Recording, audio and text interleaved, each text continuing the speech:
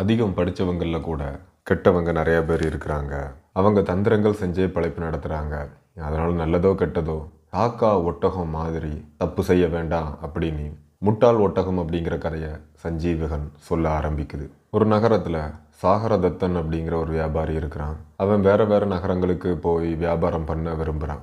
ஒரு நாள் விலை உயர்ந்த துணிமணிகளை ஒரு 100 ஒட்டகங்களில் ஏற்றிக்கிட்டு பயணத்தை ஆரம்பிக்கிறான். போகும்போது விகடன் அப்படிங்கிற ஒட்டகம் பாரம் தாங்க முடியாமல் ரொம்ப டயர்டாகி கீழே விழுது. அதுக்கு மேலே இருந்த துணி மூட்டைகளும் ரொம்ப பாரமாக இருந்ததால் அதை அப்படியே கீழே இறக்கி வைக்கிறான் அந்த வியாபாரி. அதுக்கப்புறம் அந்த மூட்டையில் உள்ள துணிகளை பிரித்து மற்ற ஒட்டகங்கள் மீது சமமாக ஏற்றுறான். ரொம்ப பயங்கரமாக இருக்குது இந்த காடு, அதனால் இங்கே தங்க முடியாது அப்படின்னு நினச்சி விகடன் அப்படிங்கிற அந்த ஒட்டகத்தை மட்டும் அங்கேயே விட்டுக்கிட்டு பயணத்தை ஆரம்பிக்கிறான் வியாபாரி. கொஞ்ச நேரத்தில் விகடன் மெல்ல மெல்ல எழுந்து நிற்குது, புல்லை திங்குது. கொஞ்ச நாட்கள் ஆன உடனே அதோட உடல் தேறிடுச்சு. அந்த காட்டில் மதோத்கடன் அப்படிங்கிற ஒரு சிங்கம் இருக்குது. அதுக்கு கீழே ஒரு சிறுத்தை, நரி, காகம், அந்த 3ம் வேலை பார்க்குது. இதுங்கெல்லாம் சுற்றி வரும்போது அந்த ஒட்டகத்தை பார்த்துடுச்சு. அதுக்கு முன்னாடி அந்த ஒட்டகத்தை அதுங்க பார்த்ததே இல்லை. அதோட பெரிய உடலை பார்த்தாலே சிரிப்பு உண்டாகும். பார்க்குறதுக்கு கோணல் மானலமாக கோமாளி மாதிரி இருக்குது. இந்த காட்டில் இந்த மிருகம் புதுசாகவும் அதிசயமாகவும் இருக்குதே, யாருன்னு விசாரிச்சுட்டு வாங்க அப்படின்னு சிங்கம் சொல்லவும், காக்கா போய் இது ஒரு ஒட்டகம் அப்படின்னு மக்கள் சொல்கிறாங்க அப்படின்னு சொல்லுது. அதுக்கப்புறம் சிங்கம் அதை பார்த்து, ஏய் நீ எங்கேருந்து வர்ற அப்படின்னு கேட்கவும், அந்த வியாபாரிகிட்ட இருந்து பிரிஞ்சு வந்த விவரத்தை விரிவாக சொல்லுது ஒட்டகம். அதை கேட்டதும் சிங்கத்துக்கு ஒட்டகத்துக்கிட்ட இறக்கம் உண்டாகி அடைக்கலம் கொடுக்குது. ஒரு நாள் ஒரு யானை கூட சிங்கம் சண்டை போடுது. அந்த யானையோட தந்தங்கள் சிங்கத்தோட உடலை குத்தி விடுது. அதனால் சிங்கம் ஓடி வேட்டையாட முடியாமல் குகையிலேயே படுத்து கிடக்குது. அதோட உணவெல்லாம் 5 நாட்களுக்குள்ளே முழுவதுமாக முடிஞ்சிடுச்சு. அதனால் சாப்பாடுக்கு நெருக்கடி உண்டாகுது. ஆனால் ஒட்டகம் மட்டும் புல்லை சாப்பிட்டு ரொம்ப ஆனந்தமாக இருக்குது. இதுங்களோட பரிவாரங்கள் சிங்கத்துக்கும் உணவு இல்லாமல் அதுங்களும் கஷ்டப்படுறத பார்த்த சிங்கம், முன்ன மாதிரி உங்களுக்கு இறை தேடி தர்றதுக்கு என்னால் முடியலை, இனி நீங்களே போய் உங்களுக்கு தேவையான இறையை தேடிக்கோங்க அப்படின்னு சொல்லுது. அதுக்கு சிங்கத்தோட பரிவாரங்கள், நீங்கள் எப்படி உடம்பு சரியில்லாமல் இருக்கும்போது நாங்கள் மட்டும் சாப்பிட்டு கொழுக்கிறதா, வேண்டாம் அப்படின்னு சொல்லுது. நல்ல வேலைக்காரனுக்குள்ள நடத்தையும் விசுவாசமும் உங்ககிட்ட இருக்குது, உங்களோட குணத்தை பாராட்டுறேன். உங்களுக்கு இறை கிடச்சிதுன்னா இப்போ ஊனமாக இருக்கிற எனக்கும் கொஞ்சம் கொண்டு வாருங்க அப்படின்னு சிங்கம் சொல்லுது. இதுக்கு பதில் சொல்லாமலே அதுக்கு எல்லாமே அமைதியாக இருக்குது. வெக்கப்படாமல் ஏதாவது ஒரு மிருகத்தை பார்த்துட்டு வாங்க, எனக்கு என்ன துன்பமாக இருந்தாலும் அதை கொன்று உங்களுக்கு ஷேர் பண்ணி கொடுக்குறேன் அப்படின்னு சொல்லுது சிங்கம். அதுங்க காட்டை சுற்றி வருது. ஒரு மிருகம் கூட கண்ணில் படவே இல்லை. காக்காவும் நரியும் ரகசியமாக பேசிக்குது. ஏய், இனி சுற்றி திரியிறதுல ஒரு பிரயோஜனமும் இல்லை. நம்ம அரசனை நம்பி இருக்குதே அந்த ஒட்டகம், அதை கொண்டு நம்ம பசியை தீர்த்துக்கிட்டா என்ன அப்படின்னு நரி கேட்குது. அதை கேட்ட காக்காவும், நீ சொல்கிறதும் சரிதான், ஆனால் ஒட்டகத்துக்கு அரசன் அடைக்கலம் கொடுத்துருக்குறாரு, அதை நாம் கொல்லலாமா? நீ சொல்கிறத நான் ஒத்துக்கிறேன். நான் போய் சிங்கத்துக்கிட்ட பேசி அதை கொல்றதுக்கான ஒரு எண்ணத்தை உண்டாக்கி விடுறேன். அது வரைக்கும் நீங்கள் எல்லாரும் இங்கே இருங்க அப்படின்னு சொல்லிட்டு நரி சிங்கத்திட்ட போகுது. சிங்கத்திட்ட போய், அரசே, காடு முழுவதும் சுற்றி சுற்றி அலைஞ்சு பார்த்துட்டோம். பசியோ வாட்டி வதைக்குது. ஒரு அடி கூட இனி எடுத்து வைக்க எங்களால் முடியாது. நீங்களோ நோயினால் கஷ்டப்படுறீங்க. உங்களுக்கு கண்டிப்பாக இப்போ உணவு தேவைப்படுது. நீங்கள் மட்டும் இப்போ உத்தரவு கொடுத்தீங்கன்னா அந்த ஒட்டகத்தை கொண்டு நாம் எல்லோரும் உணவு பிரச்சனையை தீர்த்துக்கலாம் அப்படின்னு சொல்லுது நரி. அதை கேட்டதும் சிங்கத்துக்கு கோபம் வருது. அட நீசப்பயலை, இன்னொரு முறை அந்த வார்த்தையை நீ சொன்ன உன்னை அப்படியே கொன்னுடுவேன். அடைக்கலம் கொடுத்தப்புறம் அதை எப்படி கொல்ல முடியும் அப்படின்னு உருமுது. அது மட்டும் இல்லாமல் பசுதானம், பூமி தானம், அன்னதானம் இதெல்லாம் அறிஞர்கள் அவ்வளவு சிறப்பாக கருதலை. அது எல்லாத்துக்கும் அபயதானமே சிறந்ததாக சொல்கிறாங்க. அதை கேட்ட நரி, அரசரே, அபயம் கொடுத்த அப்புறம் கொல்றது குற்றம்தான். ஆனால் ராஜபக்தியின் காரணமாக தானாகவே வந்து உயிரை தியாகம் செஞ்சா அதை கொல்வதால் குத்தம் இல்லையே. தானாகவே அது ஒத்துக்குச்சுன்னா அதை கொல்லலாம். அப்படி இல்லைன்னா எங்களே யாரையாவது ஒருத்தங்களை கொண்டுக்கோங்க. நீங்கள் இப்போ இருக்க நிலைமையில பசியை அடக்குவீங்கன்னா அது உங்கள் உயிருக்கு தான் ஆபத்து. அரசனுக்கு பயன்படாத எங்களோட உயிர் இருந்து என்ன பயன்? அதனால் உங்களுக்கு ஆபத்து உண்டாகும்னா உடனே நாங்கள் நெருப்பில் விழுந்து சாவோம். ஒரு குடும்பமோ அல்லது குலத்தோட முக்கிய தலைவனையோ அவங்க ரொம்ப சிரத்தையோட பாதுகாக்கணும். அவன் செத்து போனால் அந்த குலமே நிராதரவு ஆகிரும். அச்சு முறிஞ்ச அப்புறம் சக்கரங்கள் எவ்வாறு நிற்க முடியும் அப்படிங்கிற ஒரு பழமொழி உண்டு அப்படின்னு ஒரு பணிவோட நரி சொல்லுது. சரி, உன் விருப்பம் போல் பண்ணு அப்படின்னு சிங்கம் சொல்லவும் நரிக்கு கொண்டாட்டம். வேகமாக போய் நான் அதோட தோழர்களை பார்த்து, ஐயோ நம்ம அரசர் ரொம்ப கஷ்டப்படுறாரு, அவரோட உயிர் ஊசலாடிக்கிட்டு இருக்குது, பசியால் துடிச்சிக்கிட்டு இருக்கக்கூடிய அவருக்கு வாங்க நாம் போய் நம்மளோட உடலை தியாகம் செய்யலாம், உடனே வாருங்க, அரசனுக்கு செலுத்த வேண்டிய பிறவி கடனை தீர்த்த பெருமை நமக்கு உண்டு எஜமானன் உயிருக்கு போராடிட்டு இருக்கும்போது அதை பார்த்து ஒன்றும் செய்யாமல் உயிரோடு இருந்துகிட்டு இருக்கிற வேலைக்காரங்களோட அடுத்த வாழ்க்கை நல்லாவே இருக்காது அப்படின்னு சொல்லுது நரி. இது எல்லாமே போய் கண்ணீர் விட்டபடி சிங்கத்தை வணங்கி நிற்குது. அது எல்லாத்தையும் பார்த்து ஏதாச்சும் மிருகம் கிடச்சிதா பார்த்தீங்களா அப்படின்னு கேட்குது சிங்கம். எல்லா இடங்களையும் பார்த்துட்டோம், ஒரு மிருகத்தையும் பிடிக்கவும் இல்லை பார்க்கவும் இல்லை. அதனால் இன்னைக்கு என்னையே கொன்று தங்களோட உயிரை காப்பாற்றிக்கோங்க, அதனால் உங்களுக்கு திருப்தி உண்டாகும், எனக்கு நற்கதி உண்டாகும். பக்தி விசுவாசத்தோட எஜமானனுக்காக உயிர் தியாகம் செய்கிறவன் நரைதிரை மூப்பு இல்லாத ஒரு பெரும் பதவியை அடைவான் அப்படின்னு ஒரு பழமொழி உண்டு அப்படின்னு காக்கை சொல்லுது. அதை கேட்டதும் நரியும், உன் உடல் ரொம்ப சின்னது, ஒன்றை தின்னு அரசர் உயிர் வாழ்கிறது கஷ்டம், அது மட்டும் இல்லை ஒன்றை தின்னா இன்னொரு குற்றமும் உண்டாகும். எப்படின்னா காக்கை மாதிரியான அற்ப சொற்பமான உணவை சாப்பிடக்கூடாது, அதை சாப்பிட்றதால பயனும் இல்லை பலனும் இல்லை திருப்தியும் உண்டாகாது, தவிர நீ எஜமான விசுவாசத்தை காட்டி நல்லவன் அப்படிங்கிற பேர் பெற்றவன், நீ கொஞ்சம் ஒதுங்கி நில்லு அப்படின்னு நரி சொல்லுது. காகமும் ஒதுங்கி நிற்குது. அரசே, இன்னைக்கு என்ன சாப்பிட்டு உங்களோட உயிரை காப்பாற்றிக்க வழி பண்ணலாமா? கூலிக்கு வேலை செய்கிற வேலைக்காரர்களோட உயிர் எஜமானனோட கையில் பணயம் வைக்கப்படுது, அந்த உயிரை எஜமானன் வாங்கிக்கிறதுல ஒரு வித தவறும் இல்லை அப்படிங்கிற பழமொழி உண்டு அப்படின்னு சொல்லுது நரி. இதை கேட்ட சிறுத்தையும், ஏய் நீ சொல்கிறது சரிதான், ஆனால் நீயும் கொஞ்சோண்டு சின்ன சைஸில் தான் இருக்கிற, அது மட்டும் இல்லை நகத்தோட பலத்தால் தான் நீ சண்டை போடுறவன், காக்கையும் நீயும் கிட்டத்தட்ட ஒரே இனத்தவங்க தான், ஒன்றையும் சாப்பிடக்கூடாது.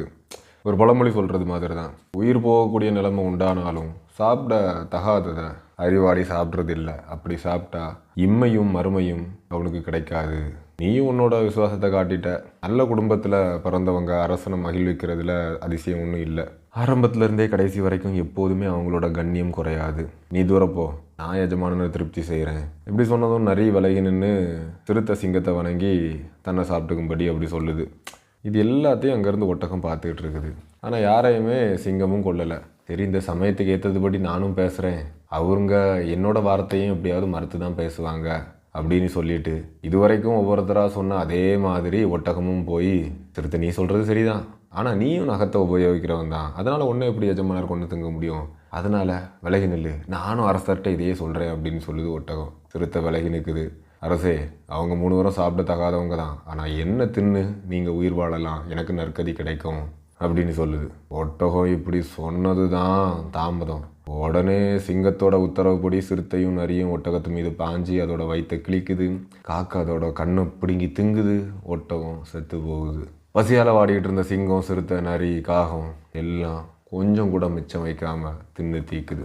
அதனால தான் நிறைய படித்தவங்க கூட திருட்டு பசங்களாக இருக்கிறாங்க அப்படிங்கிறத சஞ்சீவகன் சொல்லி முடிக்குது. நண்பா, நீசர்கள் சூழ்ந்துள்ள இந்த அரசன் அண்டினவர்களுக்கு நன்மை செய்கிறதில்லை. கழுகுகளை அமைச்சர்களாக்கி கொண்டு அன்னப்பறவை அரசாட்சி செய்வதை விட அன்னப்பறவைகளை அமைச்சர்களாக கொண்ட கழுகு ஆட்சி புரிவது தான் சிறப்பு. ஏன்னா கழுகுகளோட தோழமையால் பல குற்றங்கள் உண்டாகுது. அழிந்து போவதற்கு அதுவே போதும். ஆனால் கழுகை தான் அரசனாக்க விரும்பணும். கெட்டவர்களோட அறிவுரைகள்னால அரசன் சுயமாக சிந்திச்சு தீர விசாரித்து நடப்புறதுக்கு அவனுக்கு சக்தி இல்லாமல் போயிடும். பக்கத்தில் நரி ஒன்று இருக்குது, அந்த காக்கைக்கும் கூறிய அழகு இருக்குது, உன்னோட நண்பர்களை எனக்கு பிடிக்கவும் இல்லை, அதனால் மரத்தில் ஏறிக்கிட்டேன் அப்படின்னு ஒரு தச்சன் ஒரு கதையில் சொல்ல கேட்டது இல்லையா அப்படின்னு சொல்லுது சஞ்சீவகன். அது எப்படி அப்படின்னு தமோனகன் கேட்கவும் சஞ்சீவகன் சொல்ல தொடங்குது. சஞ்சீவகன் சொல்ல தொடங்குற கதை தான் தச்சனும் சிங்கமும் அப்படிங்கிற ஒரு கதை. ஸோ தேவகுப்தன் அப்படிங்கிற ஒரு தச்சன் ஒரு நகரத்தில் இருக்கிறான். தினந்தோறும் சாப்பாடை கட்டிக்கிட்டு காட்டுக்கு போவான். அவனோட மனைவியும் போகிறது வழக்கம். காட்டில் மரங்களை வெட்டிட்டு வருவான் தச்சன். அந்த காட்டில் விமலன் அப்படிங்கிற ஒரு சிங்கம் இருக்குது. அதை சுற்றி ஒரு நரியும் காக்கவும் இருக்குது. ஒரு நாள் சிங்கம் காட்டில் தனியாக சுற்றிக்கிட்டு இருக்கும்போது அந்த தச்சனை பார்க்குது. அவனும் அந்த பயங்கரமான சிங்கத்தை பார்த்துடுறான். இனி நான் செத்தேன் அப்படின்னு நினைக்கிறான். அவன் என்ன தோணுச்சோ தெரில, பலசாலிகளை நேராக எதுக்குறது தான் முறை அப்படின்னு நினச்சி தைரியத்தோட சிங்கத்தை போய் வணங்கி நிற்கிறான். தோழனே வா, உன்னோட சகோதரனோட மனைவி தயாரித்து கொடுத்த உணவு இருக்குது, நீயும் சாப்பிடு அப்படின்னு தச்சன் கூப்பிட்றான். நண்பா, நான் மாமிசம் சாப்பிட்றவேன், சோறு சாப்பிட்றவேன் இல்லை, இருந்தாலும் பரவாயில்ல, நீ பாசமாக கூப்பிட்றதால ருசி பார்க்குறேன், வேறு ஏதாச்சும் சிறப்பம்சம் உண்டா அப்படின்னு கேட்கவும் தச்சன் ருசியான லட்டு, ஆப்பம், காரமான தின்பண்டங்கள் அப்படின்னு பலவிதமான பதார்த்தங்களை சிங்கத்துக்கிட்ட கொடுக்குறான். அதை சாப்பிட்ட சிங்கம் தச்சனுக்கு ஒரு அபயம் கொடுக்குது. காட்டில் பயம் இல்லாமல் நீ எங்கே வேணாலும் போய் வரலாம் அப்படின்னு சொல்லுது. அதே போல் தச்சனும் தோழா, நீயும் தினந்தோறும் என்கிட்ட வா, ஆனால் வேற யாரையும் கூட்டிகிட்டு வந்துடாம நீ மட்டும் தனியாக வந்துட்டுரு அப்படின்னு சிங்கத்துக்கிட்ட சொல்கிறான். இப்படி நாட்கள் போயிட்டு இருக்குது. அவங்க 2 பேர்த்துக்கு இடையில அன்பும் நட்பும் வளருது. பல வகை உணவுகள் தினமும் சிங்கத்துக்கு கிடைக்கவும் அது வேட்டையாடி திங்கிறத கைவிடுது. ஆனால் சிங்கத்தோட உதவியனால் வாழ்ந்து வந்த நரிக்கும் காக்கைக்கும் இற கிடைக்காம போயிடுது. பசி வேதனை தாளாமல் நரியும் காக்கையும் சிங்கத்திட்ட போய், அரசே, தினமும் சாப்பாடு உங்களுக்கு எப்படியே கிடைச்சிருது, ஆனால் எங்களுக்கு கிடைக்கல, என்ன விஷயம் சொல்லுங்க அப்படின்னு கேட்கவும், நான் எங்கேயும் போகிறது இல்லையே, எனக்கு அப்படி ஒன்றும் இல்லையே, எனக்கு பசி எடுக்கலை அப்படிங்கிற மாதிரி சொல்லி சமாளிக்குது சிங்கம். கடைசியாக ரொம்ப வற்புறுத்தி காட்டுறதுனால, எனக்கு ஃப்ரெண்டு ஒருத்தன் இருக்கிறான், அவன் தினமும் காட்டுக்கு வர்றான், அவனோட மனைவி ருசி மிகுந்த பல தின்பண்டங்களை தயாரித்து அனுப்பி வைக்கிறா, அதனால தான் அதை ஆசையோடு நான் சாப்பிட்டுட்டு வரேன் அப்படின்னு சிங்கம் சொல்லுது. அதை கேட்ட நரியும் காக்காவும், நாம் அங்கே போய் அந்த தச்சனை கொன்று அவனோட ரத்தத்தையும் மாமிசத்தையும் சாப்பிட்டா ரொம்ப காலத்துக்கு பழைக்கலாமே அப்படின்னு பேசிக்குது. இந்த பேச்சு சிங்கத்தோட காதில் விழுது. உடனே அது, ஜெய், இங்கே பாருங்க, தச்சனுக்கு நான் அபயம் கொடுத்துருக்குறேன், இந்த மாதிரி கெட்ட காரியத்தை செய்ய எப்படி நீங்கள் நினைக்கிறீங்க, உங்களுக்கு நல்ல தின்பண்டங்களை தச்சன்ட்ட கேட்டு நான் வாங்கி தரேன் வாருங்க அப்படின்னு சொல்லி கூட்டிகிட்டு போகுது சிங்கம். அந்த 3 தூரமாக வரும்போதே தச்சனதை பார்த்துடுறான். இது நல்லதா படலை அப்படின்னு நினச்சி அவன் மனைவியோட அவசரமாக ஒரு மரத்துக்கு மேலே ஏறி உக்காந்துக்கிறான். சிங்கம் நெருங்கி வந்ததும், நண்பனே, ஏன் நான் வரதை பார்த்ததும் நீ மரத்தில் ஏறிக்கிட்ட, நான் உன்னோட உயிர் நண்பன் இல்லையா, பயப்பட வேண்டாம் அப்படின்னு சொல்லுது. அதுக்கு தச்சன், தோழா, உன்னோட பக்கத்தில் நரி இருக்குது, அந்த காக்காவுக்கு கூர்மையான அழகு இருக்குது, உன்னோட நண்பர்களான அவங்கள எனக்கு பிடிக்கல, அதனால தான் நான் மரத்தில் ஏறிக்கிட்டேன் அப்படின்னு சொல்கிறான் தச்சன். அதை தான் நானும் சொன்னேன், நீசர்கள் சூழ்ந்திருக்கும் போது இந்த அரசன் அண்டியவர்களுக்கு நன்மை செய்கிறது இல்லை அப்படின்னு சொல்லுது சஞ்சீவகன். அதை சொல்லி முடித்ததும் சஞ்சீவகன் மறுபடியும் பேச ஆரம்பிக்குது. எனக்கு எதிராக பிங்களகனை யாரோ தூண்டி விட்டுருக்காங்க, தந்திரக்காரனோட பேச்சுக்கு காது கொடுத்தா ஒரு மென்மையான மனமும் எங்கேயாவது போய் ஒளிஞ்சிக்கும், இந்த நிலைமையில் எது செஞ்சால் சரியாக இருக்கும், சண்டை போடுறதை தவிர சரியான வழி வேறு இல்லை. சொர்க்கத்தை அடைய விரும்புகிறவன் யாகம் தவம் தானம் செஞ்சு அதை அடைகிறான், ஆனால் அதே சொர்க்கத்தை போர்க்காலத்தில் உயிர் தியாகம் செய்யும் வீரன் கனப்பொழுதில் அடைஞ்சிடுறான் அப்படின்னு சொல்லுது சஞ்சீவகன். இந்த வார்த்தைகளை கேட்ட தமனகன் யோசிக்க ஆரம்பிக்குது. சஞ்சீவகன் ரொம்ப வலிமையானவனாக தான் இருக்கிறான், கூர்மையான கொம்புகள் வேற இவனுக்கு இருக்குது, விதிவசத்தால் சண்டையில் சிங்கத்தையும் ஒருவேளை கொன்னாலும் கொன்னுடலாம், அப்படி நடக்க விடுறது சரியில்லை. வீரர்களாக இருந்த போதும் போரில் வெற்றி யாருக்கு அப்படிங்கிறதுல நிச்சயம் இல்லை. அதனால தான் அறிவாளிகள் முதல்ல 3 யுக்திகளை கையாண்டு அதுக்கப்புறம் போருக்கு போகிறாங்க. அதனால் என்னோட புத்திசாலித்தனத்தை வச்சுக்கிட்டு போர் புரிகிற எண்ணத்தில் இருந்து இவனை திசை திருப்பி விடணும் அப்படின்னு சொல்லுது, யோசிக்குது அந்த நரி. அதுக்கப்புறம் சஞ்சீவனை பார்த்து, நண்பா, நீ சொல்கிறது சரியான வழி இல்லை, ஏன்னா பகைவனோட வலிமை அறியாமல் போருக்கு போகிறவன் நீர்க்குருவி கிட்ட கடல் அவமானம் பட்டது போல அவமானம் அடைவான் அப்படின்னு ஒரு பழமொழி உண்டு அப்படின்னு சொல்லுது தமனகன். அது எப்படி அப்படின்னு சஞ்சீவகன் கேட்கவும், தமனகன் கடலும் நீர்க்குருவியும் அப்படிங்கிற கதையை சொல்ல ஆரம்பிக்குது. ஒரு பெரிய கடல் ஒன்று இருக்குது, அதில் பல வகையான நீர்வாழ் இனங்கள், முதலை, மீன், ஆமை, சுறாமீன், திமிங்கலம், நத்தை, முத்துச்சிப்பி அப்படின்னு நிறையா இருக்குது. அதோட கரையோரத்தில் ஒரு நீர்க்குருவியும் அதோட மனைவியும் வசித்து வந்துக்கிட்டு இருக்குது. அந்த ஆண் குருவியோட பெயர் உத்தானபாதன், பெண் குருவியோட பெயர் பதிவிரதை. பெண் குருவியை முட்டையிடக்கூடிய சமயம் கணவனை பார்த்து, நான் முட்டை போடணும், அதுக்கான ஒரு இடத்த கண்டுபிடிச்சிட்டு வாங்க அப்படின்னு சொல்லுது. நம்ம முன்னோர்கள் தேடி வச்சிருக்கிற இந்த இடம் தான் சிறந்தது, வேற இடம் எதுக்கு, நீ இங்கேயே முட்டையிடு அப்படின்னு ஆண் குருவி சொல்லவும், இது ரொம்ப ஆபத்தான இடம், அதனால் இது வேண்டாம், கடல் ரொம்ப பக்கத்தில் இருக்கிறதால அலை உயர கிளம்பி வந்து நம்மளோட குஞ்சுகளை அடித்து கொண்டு போனாலும் போயிடும் அப்படின்னு இந்த பெண் குருவி சொல்லுது. ஏய் பொண்டாட்டி, நான் யாரு அப்படிங்கிறது அந்த கடலுக்கு நல்லாவே தெரியும், என்ன பகைச்சிக்க அதுக்கு தைரியம் கிடையாது அப்படின்னு சொல்லுது. பாம்போட தலைக்குள்ளே இருக்கக்கூடிய அந்த மாணிக்கத்தை பறிக்க யாருக்கும் துணிச்சல் வராது, அதுபோல தான் பார்வையாலேயே கொல்லக்கூடியவனை யாரும் பகைச்சிக்க மாட்டாங்க. பாலைவனமாக இருந்த போதிலும் கோடை வெயில் உடலை கடுமையாக தாக்கினாலும் மத யானையோட நிழலில் ஒதுங்கிறதுக்கு யாரும் விரும்ப மாட்டாங்க. தூங்கிக்கிட்டு இருக்கிற சிங்கத்தை யாரும் தட்டி எழுப்ப மாட்டாங்க. யமலோகத்தை யாராச்சும் எட்டி பார்ப்பாங்களா, இப்படி ஆண்குருவி பில்டப் பண்ணி நிறைய கதைகளை சொல்லுது. அதை கேட்ட அந்த பொண்டாட்டி, உங்கள் வீரப்பேச்சு நல்லா தான் இருக்குது, நானும் பல நீதிமொழிகளை சொல்ல முடியும், நீங்கள் பெருமை அடிச்சுக்கிட்டு இருந்தீங்கன்னா உலகம் உங்களை பார்த்து ஏளனமாக சிரிக்கும், யானையை போல் முயலும் நிறையா லத்தி போட்டது அப்படின்னா கேட்குறதுக்கு அது அதிசயம்தான், உங்கள் பலவீனமும் பலமும் உங்களுக்கு எவ்வாறு தெரியாமல் போயிட்டு, ஒரு பழமொழி தெரியும்ல உங்களுக்கு, தன்னை தெரிஞ்சுக்கிறது தான் ரொம்ப கஷ்டம், எது சரியான வேலை எது வீண் வேலை அப்படின்னு தெரிஞ்சுக்கிறதும் கஷ்டம்தான். இருந்தாலும் தன்னோட ஆற்றலை உணர்ந்தவனுக்கு நெருக்கடியான காலங்களில் துன்பம் எதுவும் கிடையாது. என்னோட சக்தி இவ்வளவுதான், இந்த காரியத்தை தான் நான் சாதிக்க முடியும் அப்படின்னு எவன் உணர்ந்து நடக்கிறானோ அவன் தான் புத்திசாலி, அவனுக்கு தான் பலன் கிடைக்கும். இன்னொரு பேச்சையும் கேளுங்க. தனக்கு நன்மை செய்யக்கூடிய நண்பர்களோட அறிவுரையை கேட்காதவன் உச்சியிலிருந்து நழுவி உயிர் விட்ட ஆமையோட கதிக்கு தான் ஆளாவான் அப்படின்னு சொல்லுது பெண்குருவி. அது எப்படி அப்படின்னு கேட்குது ஆண்குருவி.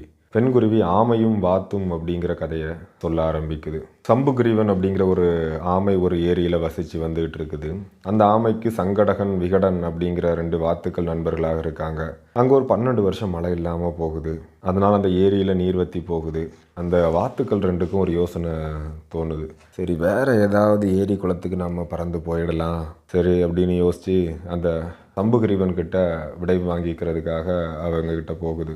அதை கேட்ட ஆமை வருத்தத்தோட, எனக்கும் அப்படின்னா உணவுக்கு கஷ்டம்தான், நீங்கள் என்னை விட்டு போகிறீங்க அப்படின்னு சொல்லும்போது எனக்கு ரொம்ப கஷ்டமாக இருக்குது, நட்பா உயிரா நீங்களே முடிவு பண்ணுங்க அப்படின்னு சொல்லவும், நீ நீரில் வசிக்கிறவன், உனக்கு ரெக்கை இல்லை, உன்னை நாங்கள் எப்படி கூட்டிகிட்டு போக முடியும் அப்படின்னு வார்த்தை சொல்லுது. நீங்கள் ஒரு பெரிய குச்சியை கொண்டு வாங்க, அதை நான் நல்லா கெட்டியாக பிடிச்சிக்கிறேன், நீங்கள் அந்த குச்சியை 2 ஓரத்துலையும் பிடிச்சி என்ன அப்படியே தூக்கி பறந்து கொண்டு போங்க, வழியில் ஏதாவது ஏரி குளம் கண்டா அதில் இறக்கி விட்டுருங்க, நாம் அங்கே சந்தோஷமாக இருக்கலாம் அப்படின்னு சொல்லுது ஆமை. இதை கேட்ட வார்த்தைகள், நீ சொல்கிறது சரிதான், ஆனால் நீ எப்பயாச்சும் வாயை திறந்தா கீழே விழுந்து சுக்கு நூறாக ஆகிடுவ, அதை முதல்ல புரிஞ்சுக்க அப்படின்னு சொல்லவும், ஆமாம் இந்த வினாடி கொண்டு நான் வாயை திறக்கவே மாட்டேன் அப்படின்னு சொல்லவும், வாத்துக்களும் ஆமை போட்ட பிளான் படியே ஒரு பெரிய குச்சியை எடுத்து அந்த குச்சியோட மத்தியில் ஆமை கடிச்சு பிடிச்சிக்கிற மாதிரியும், இந்த வாத்துக்கள் அந்த முனையில் பிடிச்சி அந்த ஆமையை தூக்கிட்டு போகிறது மாதிரியும் பிளான் பண்ணிட்டு தூக்கிட்டு போகிறாங்க.